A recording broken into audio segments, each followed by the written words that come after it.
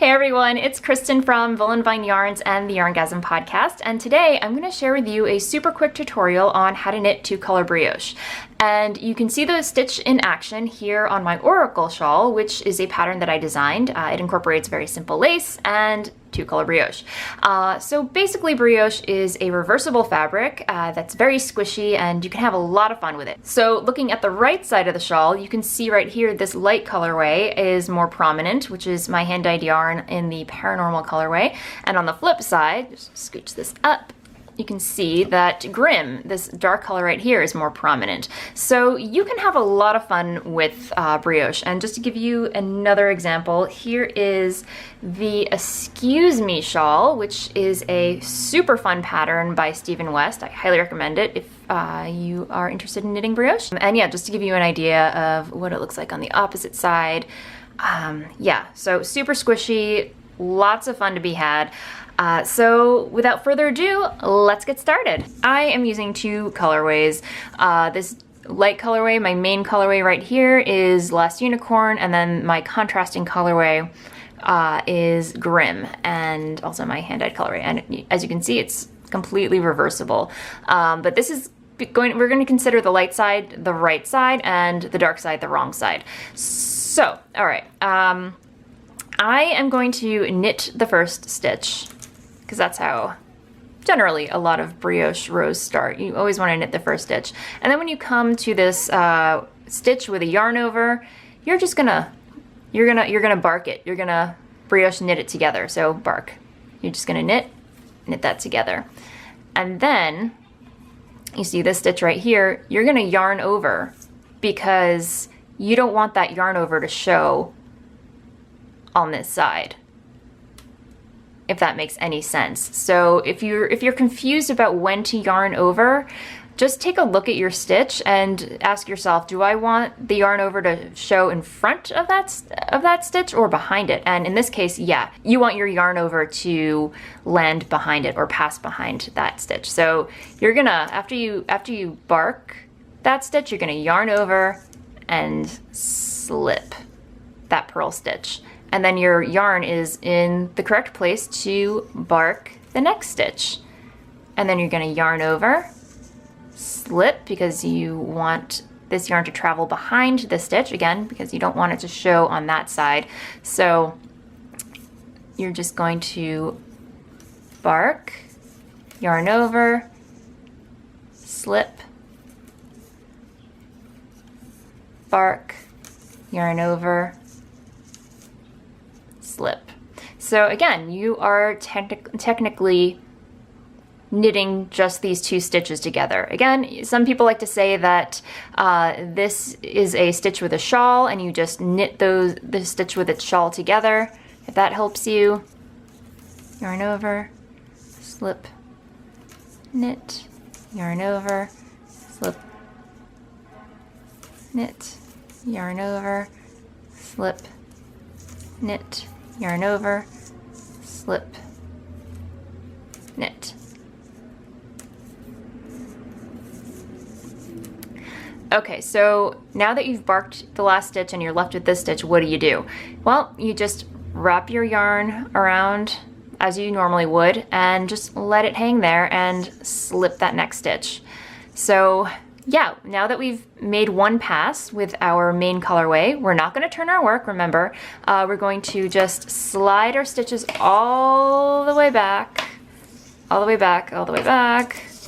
I should have used double pointed needles for this, but you know, working with what I got. So yeah, now we're back and we're ready to pass with the contrasting colorway. And now we're not going to bark, we're going to burp. So but again, we're going to knit that first stitch, always knit the first stitch. Let's do that. And then you come to a stitch that you can't burp or bark. So instead, you know, you have to slip. So, and again, you don't want to yarn over because if you do that, if you yarn over and you slip, this yarn is going to pass in front of that and you don't want that. So don't yarn over yet. So that's how you know. So instead you're going to slip and then yarn over, because now the yarn over is going to travel behind that stitch, so it doesn't show in front of it. And then you're gonna burp. So when you burp, you're basically purling this stitch with its yarn over together, or shawl, or whatever you want to call it, whatever works for you.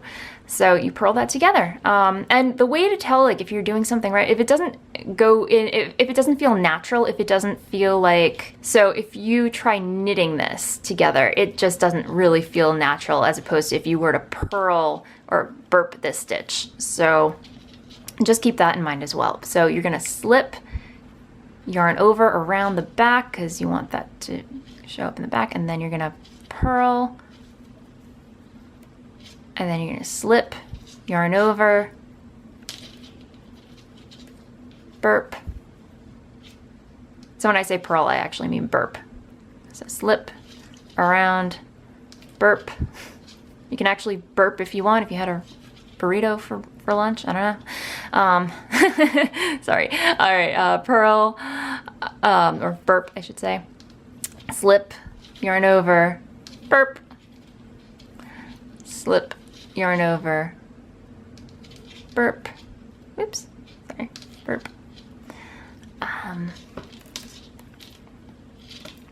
Then you're gonna slip. Just keep doing it. The more you do this, the more intuitive it will become, trust me. So I might be doing this a little too quickly, but I will show you again on the other side. So slip yarn over, burp, and then you're gonna slip this last stitch and then wrap it around, and again you're just gonna let it hang to the front. Always at the end of every, generally, this is generally how it goes, but at the end of every brioche round, before that very last stitch, you're just gonna let both the main and contrasting colorway hang to the front of your work, and then you're just gonna slip that last stitch. And now you've worked both colorways, so you're ready to flip to the wrong side. And now you're gonna do the same thing. You're gonna start with your main color. You always start with your main color, or depending on the pattern, but in general, you're always gonna wanna start with the main color, and then for one pass, and then go back and use the contrasting color for the second pass. So, okay, so we're on the wrong side, and instead we're going to flip the order in which we barked and burped. So, so we're gonna take the main color again, but instead of barking, we are going to burp it. So, yes, just separate those, and it helps if you have a method down for keeping your colorways separated, because it can get a little tangled. Okay, so remember, you're gonna knit that stitch just to get it going. Okay, so we have a purl stitch with a yarn over, so that means that we're going to burp it. So in this case, we are going to bring our main color to the front of our work, as you would to purl, and then you're just gonna purl that stitch and its shawl or yarn over together.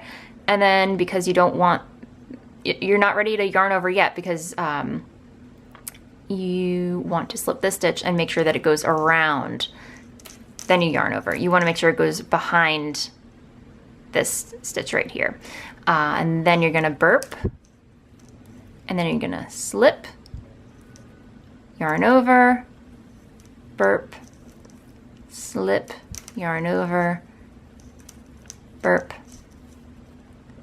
slip, yarn over,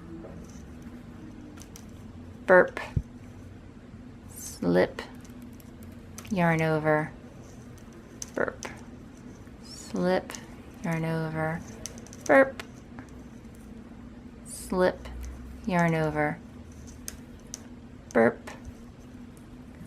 Just keep doing it. And then when you get to that last stitch right there, you're just gonna purl that. If there's no, if you're at the second to last one, if there's no yarn over, just purl it. You can always, it depends on the pattern that you're going. Sometimes there'll be a yarn over there, and sometimes there won't be. So in this case, this last one doesn't have a shawl or like a yarn over next to it. So you just purl it, and then remember, let your yarn hang to the front and slip that stitch and drag it all the way back to the beginning to work your contrasting colorway. So remember, we're going to knit that first stitch, and we're going to now bark the contrasting colorway. So we're gonna bring that yarn to the front because we don't want it to show up in front of the stitch on the right side. So we're just going to slip that, and then we're gonna knit that. We're gonna yarn over, slip,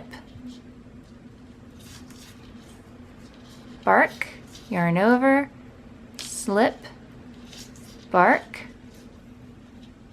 yarn over, slip, bark, yarn over, slip, bark, yarn over, slip, bark. So the order in which you bark and burp, for the right side, you're gonna bark the main color and burp the contrasting color, and on the wrong side you're going to burp the main colorway and bark the contrasting colorway, if that helps you remember how to do it. But this will just become super intuitive as you practice. So yeah, so that's essentially it. If you just keep doing this, it'll grow and grow, and you can switch colorways. You know, if this is your first time knitting brioche and you're practicing with a swatch, try switching up the colorways, have fun with it, and you know, just enjoy the effect. And again, practice makes perfect. Again, this is just the beginning of brioche. These are the basics. There's so much more you can do with it as far as increases and decreases go. Well, that's for another tutorial in the future, but I hope you enjoy this and learn. You know, I hope it was helpful. I know I'm not the best teacher around, but this is how I knit brioche, and I hope whatever tidbits I shared with you today are helpful. And if you enjoyed this video, please like, subscribe to the channel, and leave your comments below. And happy knitting, and I will see you next time.